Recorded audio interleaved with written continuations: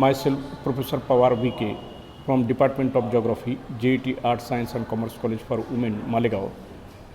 On behalf of this video presentation, I welcome you all. Some common approaches of water conservation can be dealt as: number one, reducing domestic water wastage. We should reuse, or we should be aware of the conservation while our domestic needs like drinking, cooking, bathing, washing or cleansing. So reduction in this domestic water wastage should be done by an individual. Second is reusing domestic wastewater for watering kitchen garden or lawn. Whatever water is used in the kitchen or for domestic use, that used water can be used as a water source for kitchen gardens or lawns. Number third is reducing agricultural water wastage by adopting efficient irrigation practices such as drip or sprinkling irrigation. A traditional trend of giving flood water to the agricultural fields should be stopped, and instead of that, the drip sprinkler irrigation systems can be brought, which can save every drop of water, and hence the water can be stored for longer hours or longer days up to the next arrival of monsoon or rainy season. Number fourth is reducing water wastage in industries by recycling the used water. Same as household or domestic use, whatever water is used in industries, that can be again and again used or recycled for other uses. Number five is harvesting rainwater by adopting practices to store rainwater or recharge groundwater.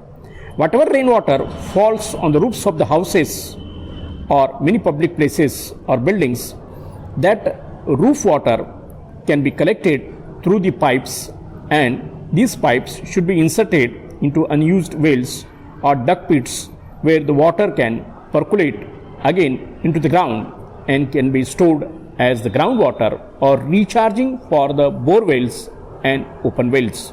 So rainwater will not just be washed away or drain away into the streams and ultimately in seas and ocean.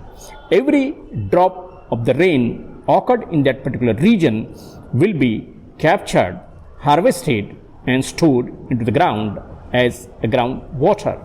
Number six, afforestation and watershed protection to improve water economy.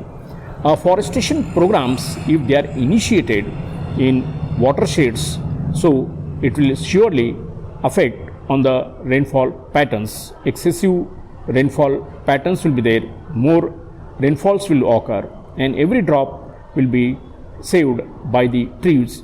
It will percolate or penetrate into the ground and saved as rainwater. The major role here is played by a tree. Then next we'll see the water management practices. So in managing the water, what practices are being to be implemented? Water conservation needs effective water management practices. Efficient water management should fulfill the following objectives. First objective is provision of adequate amount of potable water supply to both rural and urban populations. Second is provision of optimal water supply of standard quality to agriculture in time, minimizing wastage of water during irrigation, providing proper drainage and preventing water logging and salination. Number third objective is provision of adequate water supply of standard quality to industries. Number fourth objective is full exploitation of potential resources for power generation. Number five, prevention of wastage and pollution. Water should not be wasted unnecessarily, and a care should be taken that the water sources should not be polluted. Number six is Measures of check depletion of resources. Number 7 is purification of water and control of its pollution. Some important water management practices to provide sustainable supply of potable water of quality are